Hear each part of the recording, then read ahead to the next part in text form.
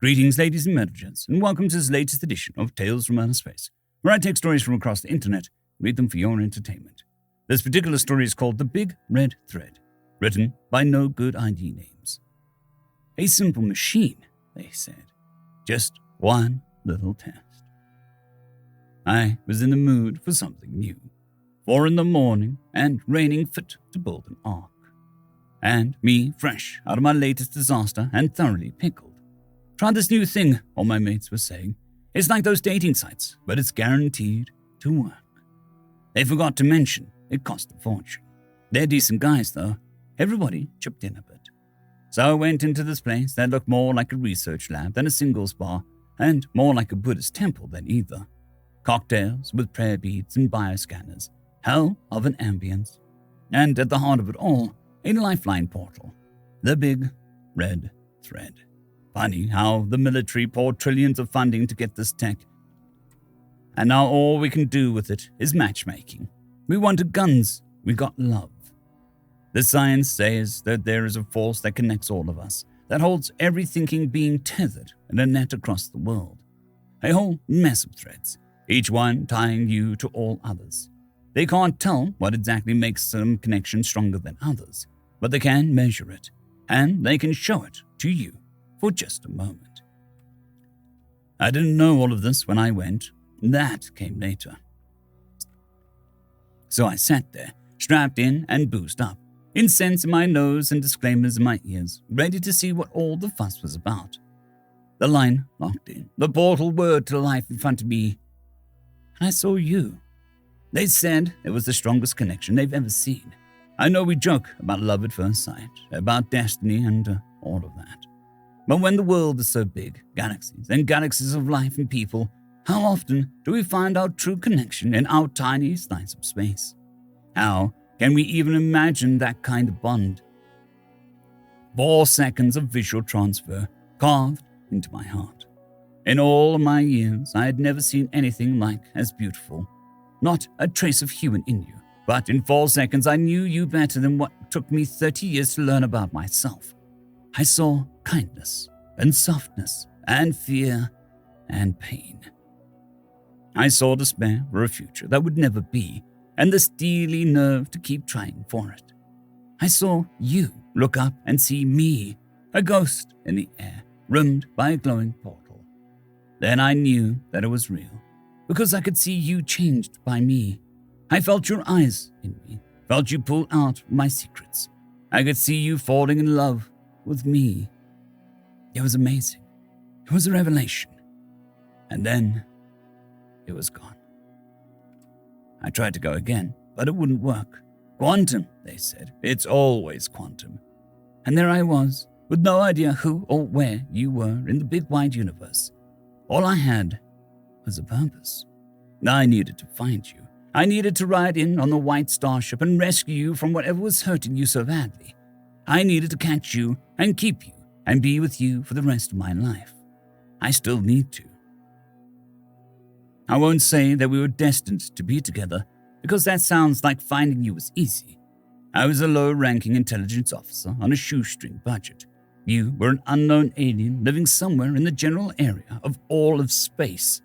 But I don't think anyone could have guessed how driven I was. I needed to understand the lifeline portal. In 7 months, I was fluent in the field. I needed the power and knowledge that only high-ranking positions could give me. In 2 years, I was promoted 3 times. I needed to explore as much of unknown space as I could. In 10 years, we had launched more probes and ambassador vessels than we had in the last century. How much can one man do when everything he does is for one single purpose? I had the greatest motive that anyone has ever had. I had the promise of absolute perfect happiness. And all the cheap substitutes, the shiny toys and trinkets, were left by the wayside. I fought past all my rivals who had only wanted power and got more power than they could have ever dreamed. And still, I couldn't find you. I sent your description everywhere I could. I remembered your face as clearly as when I first saw it. And no species we met could match, or had ever seen anyone like you. For 23 years. And then I met a border trader at the furthest edge of our reconnaissance. He told me about a huge savage empire with a black hole at its center, about brutal creatures that hold 100 races enslaved. He told me about a small, struggling revolt led by one race. And then he pointed at my picture of you. I know the who and the where now. The how is easy. I've called in all of my favors and pulled all of my strings. I've made promises and bargains and bribes and threats. I'm coming, and I'm bringing the fleet with me. 23 years, I'm almost there. The thought of you, my soulmate, my true connection, has kept me going all this time. But I wonder, what have you done in the same vision and the same motivation? What if I get there and you've already won? Story number 2. What Remains, written by Dragonson04. For the first time in galactic history, we were utterly at peace. The Ancient Ones were finally driven away, back to whatever alternate dimension they came from. All the races banded together to see this happen. We, collectively, lost untold trillions to the war. One of our greatest strengths in that long war were the humans. Barely unremarkable, but sturdy in a word. To say that they knew the ways of war is a gross understatement. They had forgotten more about war than any of us could ever hope to know. From the time they crawled up out of the primordial muck on their own harsh home, they had been fighting each other and that very harsh world itself. They had evolved with the metaphorical deck stacked against them from day one. Eventually, they had all the cards in their hands, and then they started to take other cards from other decks. They became one people, united in one cause, to stop the elimination of life in the galaxy. Now, with the war over, they went about the new way of things with hopeful hearts. A massive population boom was seen over the next decade from all species. But the humans, I think they enjoyed it a bit too much. I had a female friend give birth to a child a year for that first decade of peace. Amazing how fast they can recover from such things. However, I saw a disturbing trend in the short time. Within 2 human generations, they started to diminish for some unknown reason. They became indolent, lazy, and their population took a drastic nosedive. Soon were the laughingstock of most of the rest of the galaxy, in spite of the stories of their courage. An old male human friend of mine who had survived the war told me what had happened to them over such a short period of time. Humans are built to struggle. To fight uphill is what we need to do to live. Winning the war stripped away all conflict and differences from our existence. Without those 2 things, we are left with nothing to strive for, nothing to win against or lose against, and thus no reason to keep living. We have given in to our worst nature, because there is no reason to be strong any longer.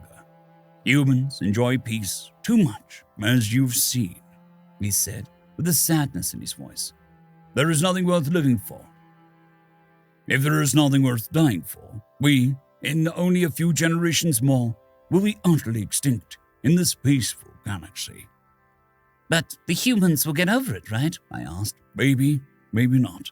If something goes wrong, humans may fight again.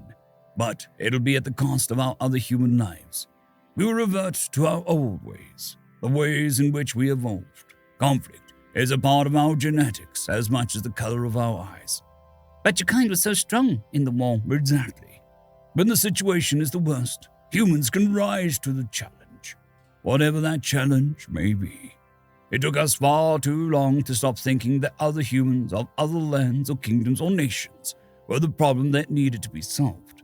But, as horrible as it sounds, take away war, differences, challenges, or any other adversary from a human, then we wither. We waste away in self-indulgence. In the end, what remains?